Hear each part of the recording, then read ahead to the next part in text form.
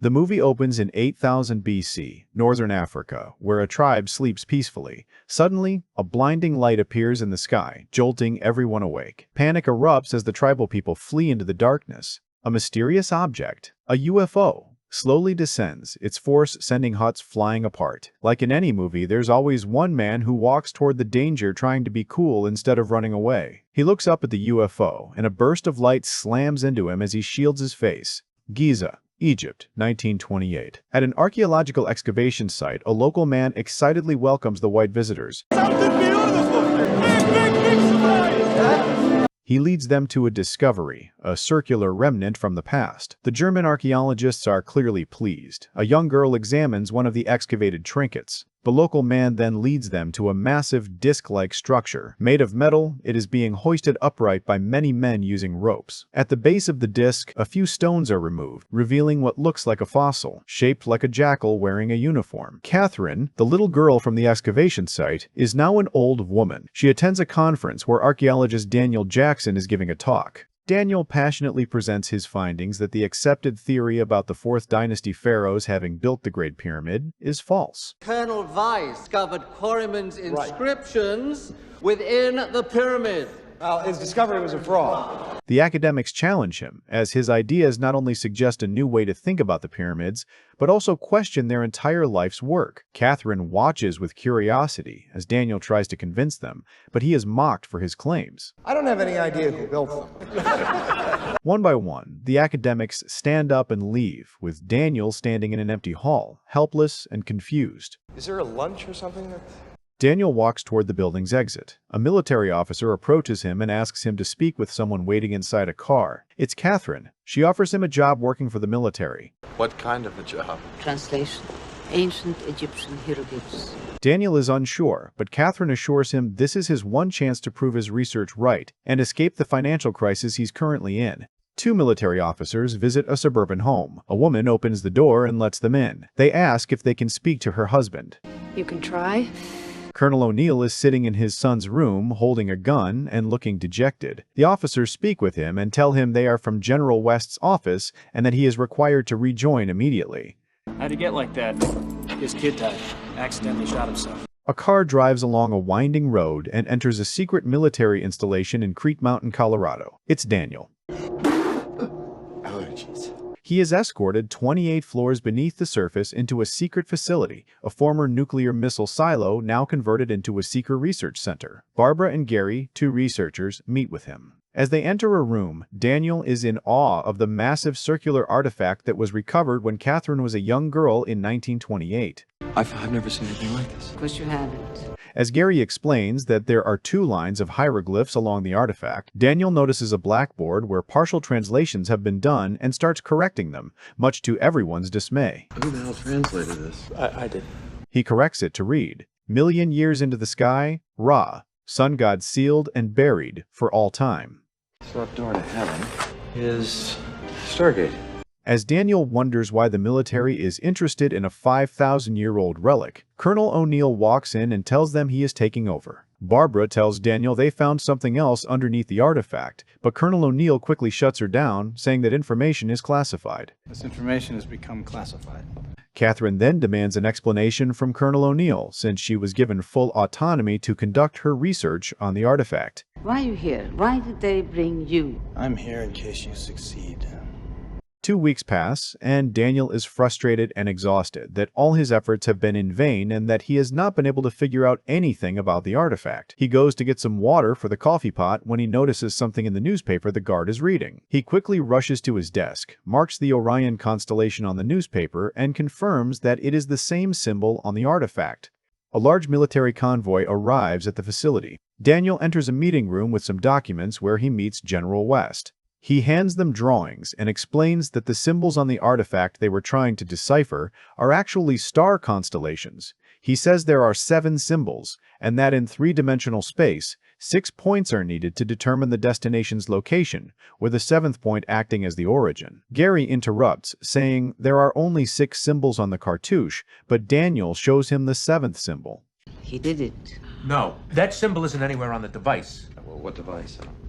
General West and Colonel O'Neill decide to show Daniel the device, a A window is opened, and Daniel lays eyes on the device recovered along with the artifact, leaving him awestruck. What is that? It's your Stargate. Daniel is taken to a control center where they activate the device, and it begins rotating. As they monitor it on a screen, Daniel spots the seventh symbol. General West gives the go-ahead. They program the device to lock in each symbol one by one. Meanwhile, Catherine tells Daniel that her father discovered it, and that it is made of a mineral not found on Earth. As the seventh symbol locks in, everything begins to shake violently, and in an instant, a watery portal opens inside the Stargate, leaving everyone shocked and amazed. The project they have been working on for all these years has finally been completed, and a portal to another alien dimension has been opened. The military orders a probe to be sent through to record everything. The probe enters the portal and begins transmitting location data back. It sends a signal confirming it has reached a distant galaxy on the other side of the observable universe. They shut down the portal and analyze the data sent by the probe. The data indicates that the place the probe reached has an atmosphere that perfectly matches that of the Earth, including oxygen to support organic life. The probe has also sent back pictures of the Stargate from the other side. They notice that the symbols on that Stargate are different from the ones on the device they have. General West believes they may have to abort the mission since they don't know the symbols on the other side, making it impossible to dial the sequence to return home. Well, I could do that. Are you sure? Positive. Colonel O'Neill is skeptical and walks off. He then enters a secret room that houses the fossil recovered along with the Stargate, showing jackal-faced soldiers in uniform. General West reminds him that he is his best soldier, and that's why he chose him for the mission. Daniel prepares for the journey by packing many books. Catherine arrives and gives him the pendant she found with the Stargate when she was a child, telling him it will bring him luck. The military reactivates the portal, and Colonel O'Neill and his team first send their weapons and equipment. One by one, each soldier steps into the portal. They are deconstructed at a molecular level. Daniel stands in front of the portal, admiring what it is, and then steps into it. On the other side, Daniel is disoriented, but the team supports him. What a rush. The team lights flares, and Colonel O'Neill orders them to split into 3 teams to explore the area. The teams move through the structure and then declare that the air is safe to breathe. They make their way outside and see a vast desert stretching in front of them. They step onto a ramp and realize they have just walked out of a massive pyramid. This planet has 3 moons in the sky. They are astonished to be on an alien world that is very similar to Earth. Once outside, the military immediately gets to work. They set up a perimeter surveillance system while Daniel looks around. Colonel O'Neill instructs Daniel to start working on engaging the Stargate so they can leave within the hour. Daniel says he needs more time, as he has to find the symbols and their order, similar to the one back home, and that he won't be able to engage the Stargate yet. He says he assumed the clues would be right there, but they are not. You're a lying son of a bitch! How an entire team of military experts, including Colonel O'Neill and the research team, didn't discuss that they might not find the symbols easily on an unknown alien planet is just beyond me. Hollywood, I guess? I can't believe we're stuck here. While the soldiers are frustrated about being stranded on an alien planet with no way home, Daniel is busy worrying about sunblock. His nonchalant attitude about the situation, which he caused, infuriates one of the men, who snaps and throws Daniel's suitcase at him. Meanwhile, Colonel O'Neill is inside the structure setting up what looks like a bomb. Nuclear, perhaps. Daniel sits on the desert sand near his scattered books, eating a chocolate bar as if he's on a picnic. He notices footprints in the sand and follows them. He soon spots a large animal, similar to a cow, grazing on a desert shrub. He approaches it and feeds it some chocolate. Just then, Colonel O'Neill warns him to get away from the animal, but Daniel points out that it has a harness around its face, meaning it's domesticated. The animal suddenly panics and runs, and Daniel gets tangled in its harness and is dragged along. Colonel O'Neill and his team chase after him across the scorching desert with loaded guns, trying to save him. The colonel and his team find Daniel lying on the desert sand while the animal licks his face with its drooling tongue. As Daniel gets up, O'Neill spots a huge settlement where hundreds of people are working in what looks like a mine. They walk toward the settlement with their guns ready. By now, the workers have stopped and are shocked to see these strange-looking humans in their land. O'Neill tells Daniel to speak to the people since he is the linguist. Daniel approaches a man who notices the pendant Catherine gave him and says something in his language, and all the people bow down and drop to their knees. O'Neill walks up to a young man and gently shakes his hand. The boy, not understanding what is happening, screams in fear and runs away. One of O'Neill's men scans the mineral the people are mining. They see the boy who ran away return with a convoy and the tribe leader. The tribe leader greets Daniel since he is wearing the pendant and signals the women to give them water. In return, Daniel offers him a bar of chocolate. Bunny where? The tribe leader invites them to their home. Daniel tells O'Neill they might find the symbols in their village, and the soldier confirms that the mineral they are mining is the same material the Stargate is made of. O'Neill radios the remaining crew to safeguard the Stargate until they return. The team, along with the villagers, walks a long distance across the desert back to their village. Even in ancient times, the commute from work to home was a pain, I guess. On the way, some kids have a bit of fun with Daniel as one of the women smiles watching it. They finally reach a huge walled village and enter it. The leader takes them to the central area, where a massive symbol hangs above them, and they bow down. The Eye of Ra.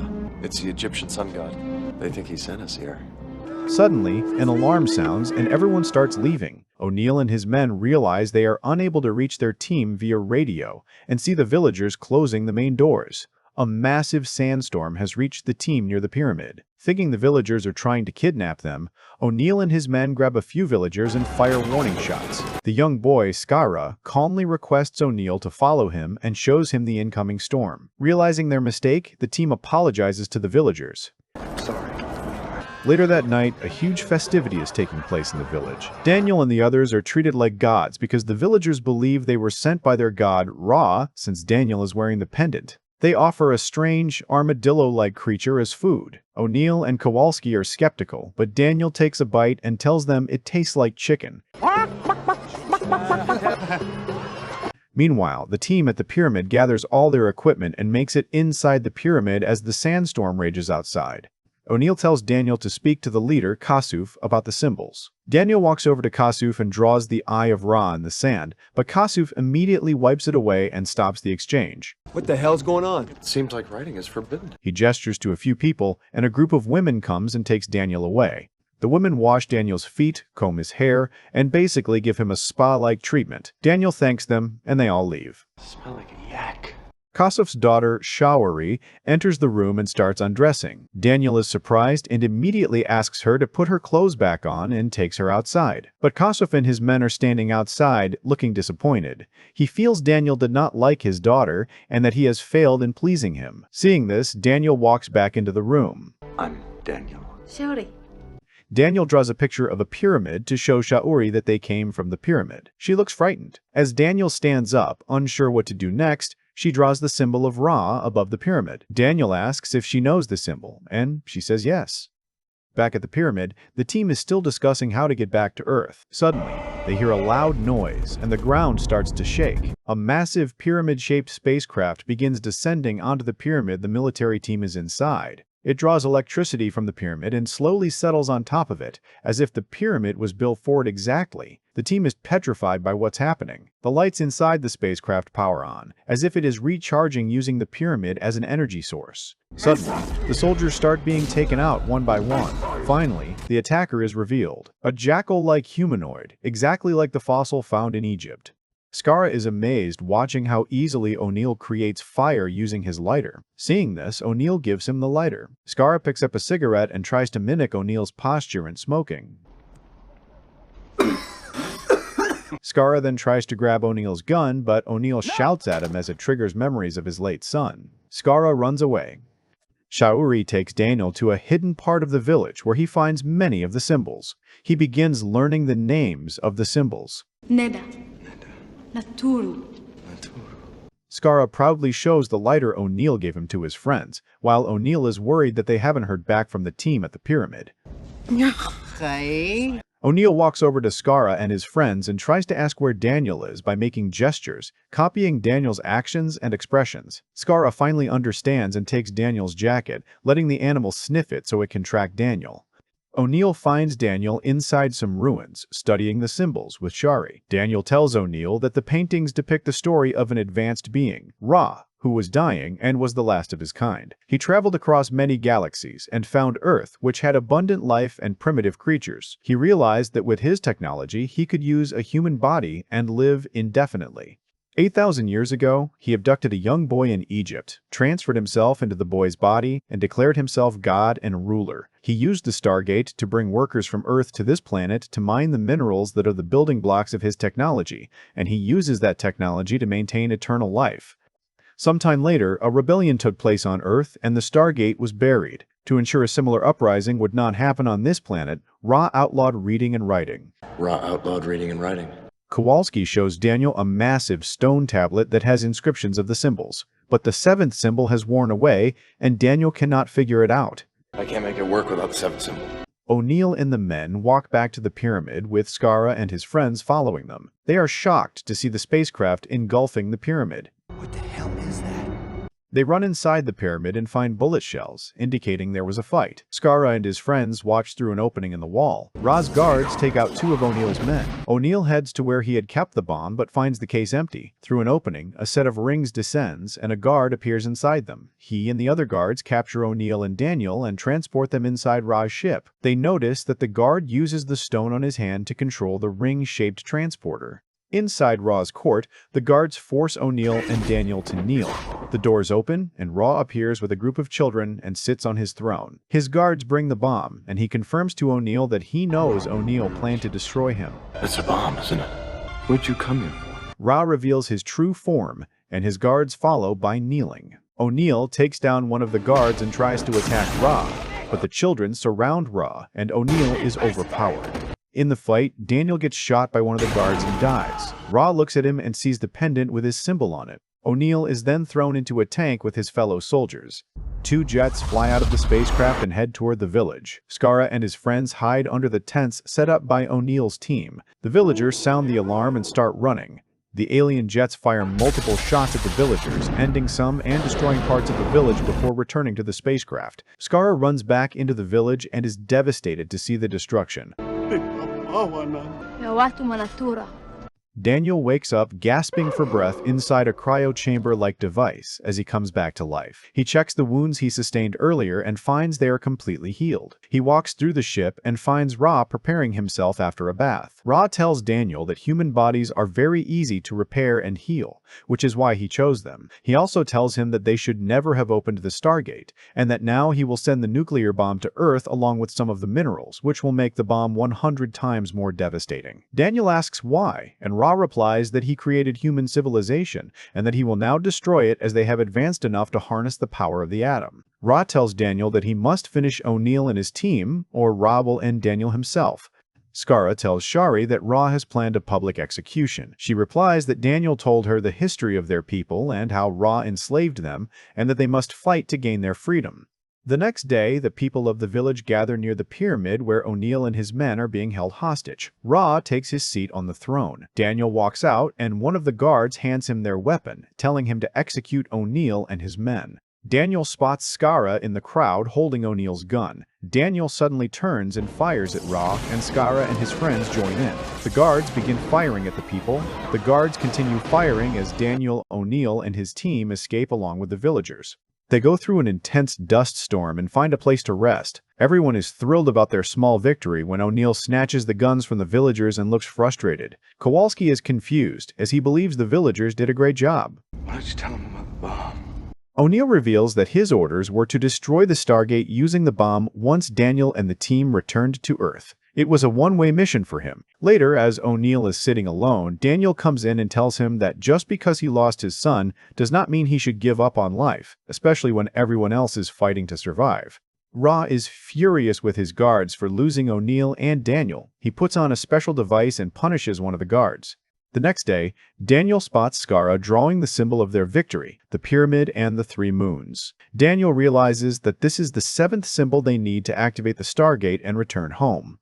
I found it. The 7th symbol. What are you talking about? We're going home. At the mines, a guard hits one of the villagers. It turns out to be O'Neill in disguise, and he takes out the guard. Kasuf is afraid this will offend their gods, when Daniel removes the guard's mask to reveal to Kasuf and the villagers that the gods are actually just humans.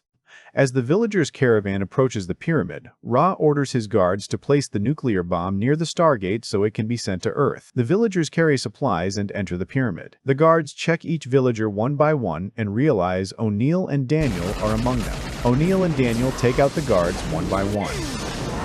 Outside, the alien jets fire at the villagers and O'Neill's team. The villagers put up a tough fight. Seeing the uprising, Ra gets frustrated and orders the bomb to be sent to Earth immediately. O'Neill reaches the Stargate, activates the bomb, and tells Daniel that he must dismantle the Stargate on Earth. You got 7 minutes. Right then, Ra's main guard arrives and shoots Shauri, and Daniel shoots him back. A guard activates the teleportation device, and Daniel lifts Shauri and steps into it, even as the clock keeps ticking. Daniel carries Shauri and places her inside the cryo chamber to bring her back to life. O'Neill fights the guard and tries to turn off the bomb, but the guard stops him. The cryo chamber completes its process, and Shauri comes back to life. Daniel picks her up and runs back. Ra stops him and tries to melt his brain. O'Neill pins down the guard and activates the teleportation device at the same moment. Daniel escapes and returns to the Stargate with Shauri. With less than 2 minutes remaining, O'Neill tries to turn off the bomb, but it keeps counting down. Outside, Kasuf brings hundreds of people to fight against the gods. The guards fire repeatedly, but it isn't enough to stop so many people, and within moments, Kasuf's men defeat them. Seeing the people rebel, just like what happened on Earth thousands of years ago, Ra activates the spaceship to leave the planet. With less than a minute left, O'Neill is unable to deactivate the bomb. I've got an idea. They teleport the bomb to the spaceship with less than 10 seconds remaining. Ra is shocked to see the bomb arrive in the teleportation device, and when it explodes, it ends thousands of years of Ra's rule. The people celebrate their freedom. O'Neill, Daniel, and Shauri walk out of the pyramid alive and safe, greeted by salutes from the team and Skara. They activate the Stargate, and O'Neill and his team say their goodbyes. Daniel, surprisingly, decides to stay behind. You sure you want to do it? Yes, I'm sure. Tell Catherine this brought me luck. O'Neill wishes him luck and steps into the Stargate to return to Earth, to home.